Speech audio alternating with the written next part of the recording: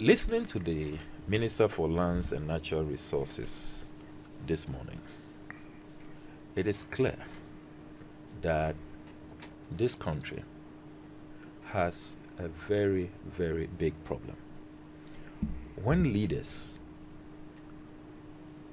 will continue to engage in obfuscation, in naked partisanship, in unbridled equalization, we cannot make progress.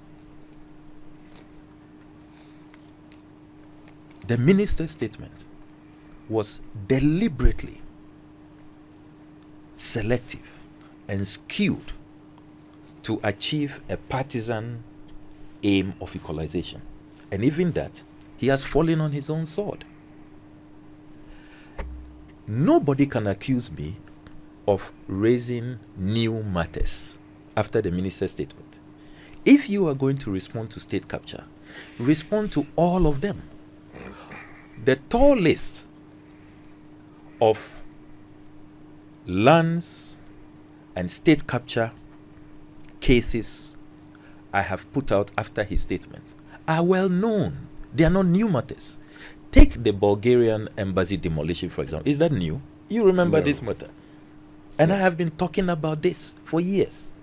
I broke the story that the Bulgarian embassy has been demolished. Following my expose, the government set up a sole inquirer to look into the matter. So the Sole Inquirers Commission, chaired by Justice Anto Ofuriata, has put out a damning report.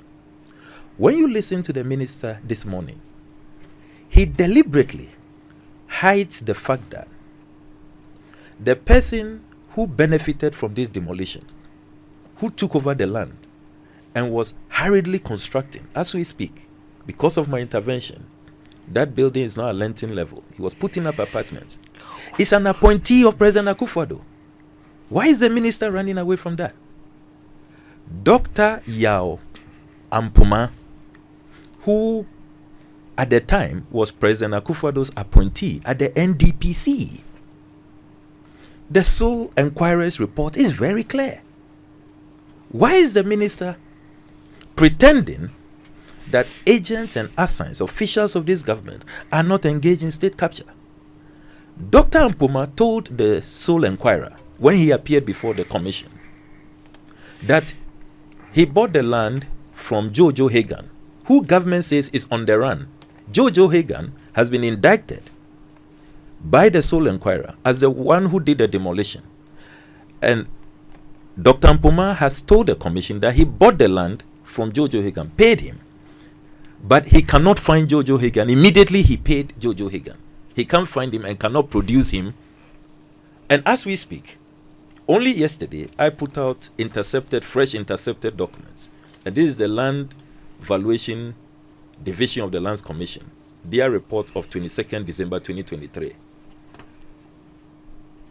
With your permission, let me just read the last paragraph. Go ahead. This is a summary of the basis and procedure undertaken to arrive at the value of 5,383,000 Ghana cedis for the property. And this is signed by Dr. Theodora M. Mentz. So as we speak, because of this mindless demolition, Ghana has been saddled with a 5.3 million Ghana cedis financial loss. So even though the Sole Inquirer says that Jojo Hagan should pay, because you see, in the case of the Nigerian High Commission, our taxes was used to compensate the Nigerians. Again, the lands minister is running away from that fact. In this case, the Sole Inquirer says, look, this is becoming one too many. Let's hold these mindless demolishers responsible and spare taxpayers. But as we speak, it's been more than 2 years. They claim they can't find Jojo Hagan. President Akufo-Addo's appointee at the NDPC says he cannot find Jojo Hagan after paying him. So the Bulgarians, they had a meeting with me not too long ago as ranking member of the Foreign Affairs Committee, former ranking member now. Now I'm going to chair the Government Assurance Committee. They are saying that their patience has run thin. That if they cannot find Jojo Hagan, is the government of Ghana's obligation to find Jojo Hagan. If you can't find him, then just pay us. And you think that Jinapor will use his personal resources, or President Akufo-Addo will use his personal resources? It's going to be our taxes. It's not a new matter. The lands minister cleverly avoids this mess and wants to create the impression that I am introducing new matters. Were we not all in this country when it emerged that our forests, our Ramsar sites, have ended up in the will of an appointee of President Akufo-Addo, Sir John? Were we not all in this country? When you listen to the lands minister this morning, it's as if he is some great defender of our land, and that all this state capture that we are talking about is a figment of our imagination. Now let's come to the Parks and Gardens lands. Every expose I make and every matter I raise, I make sure that Parliament delves into it. So when I discovered documents that the Parks and Gardens land at cantonments has been sold, and that there is a gentleman called Reverend Ezekiel of Danny Ike Real Estate Developers asking the staff at Parks and Gardens to just move out, and has gone to put containers there, that he is going to develop the place, I filed an urgent question directed at the Minister for Local Government, Decentralization and Rural Development. Okay. I have the Hansard here, 4th July 2024, and it's here. Mr. Samuel Kujato Ablakwa, NDC Northton. Mr. Speaker, I beg to ask the Honorable Minister for Local Government, Decentralization and Rural Development what the ministry is doing to protect lands belonging to the Department of Parks and Gardens in Accra and other parts of Ghana. Mr. Speaker, this is because of recent claims by some private developers of having secured title to the Department of Parks and Gardens land, particularly within the cantonments area. Response: Minister for Local Government, Decentralization and Rural Development, Mr. Martin Kweku Ej Mensah Kosa, MP. Okay. Then this is what the local government minister told Parliament.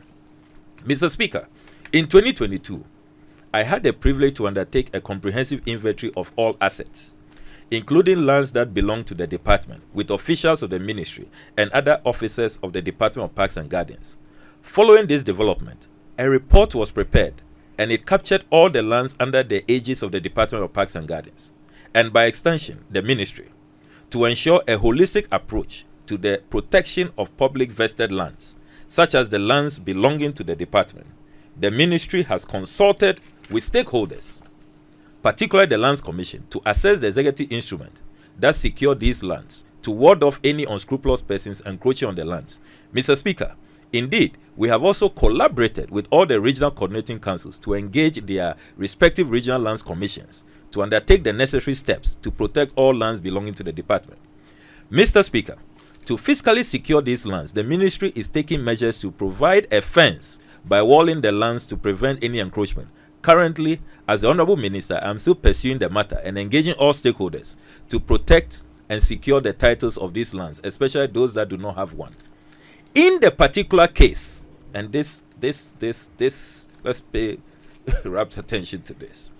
In the particular case of the Department of Parks and Gardens, land in cantonments, the recent claimant of the portion of the land indicated that he acquired a title to the land in contention, but could not produce same after he took the matter to court. The court subsequently dismissed the case and requested the plaintiff to re-enter the case with the proper documentation. Mr. Speaker, our checks, however, revealed that the claimant did not have any valid documentation to the land. I wish to state that the land in question has a valid certificate of allocation dated 2nd October 1952 to the Department of Parks and Gardens. Mr. Speaker, the Land Use and Spatial Planning Authority, LUPSA, had in 2022 cautioned the general public to stay away from the use of the land for any private development purposes, pursuant to the Land Use and Spatial Planning Act 2016 and its regulations, as well as the Local Governance Act. The usage of green belts, gardens, and parks cannot be altered except through Parliament. In this regard, the ministry is working.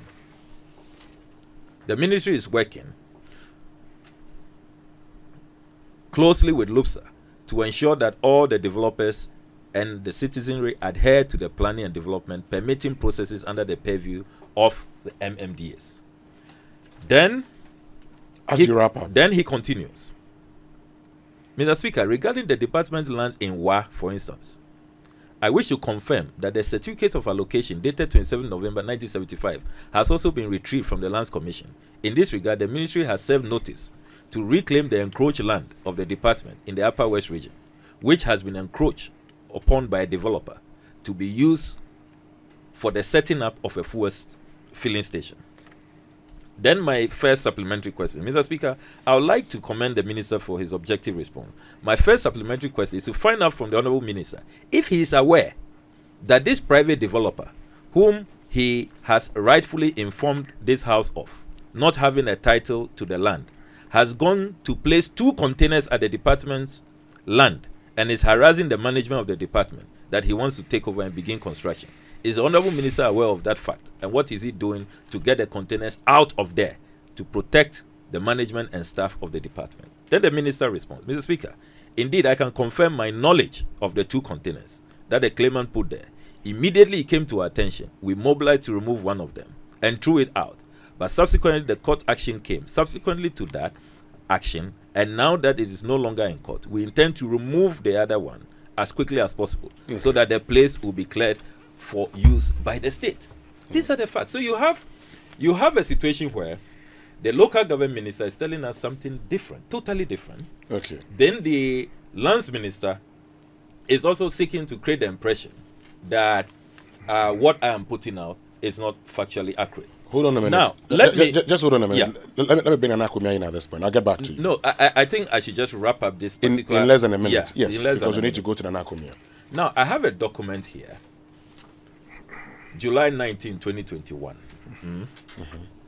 And it's from LUPSA, the Land Use and Spatial Planning Authority.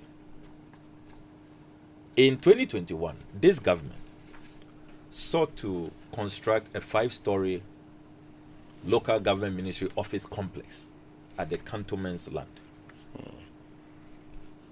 The question I ask is, if that land had been sold by President Mahama, how come 2021, 5 years after, you wrote this letter, your municipal chief executive, Ladade Kotopon, seeking to vary the certificate of allocation, the 1952 certificate of allocation. And LUPSA denied them. If you read this letter, LUPSA said that no, we will not grant you the approval. And remember, there were agitations, environmentalists and all of that rose up and said, no, don't do away with that only horticultural zone we have in the capital and convert it into a Ministry of Local Government 5-story office complex. LUPSA then issues this letter, July 19, 2021, signed by Kwejo Yeboah, the acting head of LUPSA, that the government cannot proceed, they will not grant approval to vary the allocation certificate. So, what the lands minister is putting out really does not add up. And you see, this whole business of state capture is real. We see it on a daily basis. Only 2 days ago, occupants of Roman Ridge flats, they were invited to a meeting at the Works and Housing Ministry. The chief director told them that they have to prepare to move, that the Accra redevelopment policy has caught up with them. Private developers are going to take over. It is real. We see it. Okay. So why don't we have a national discussion? Hold on 1 minute for me. Hold on 1 minute for me. On state capture. Yes, let me bring in and see how we stop the wanton dissipation of these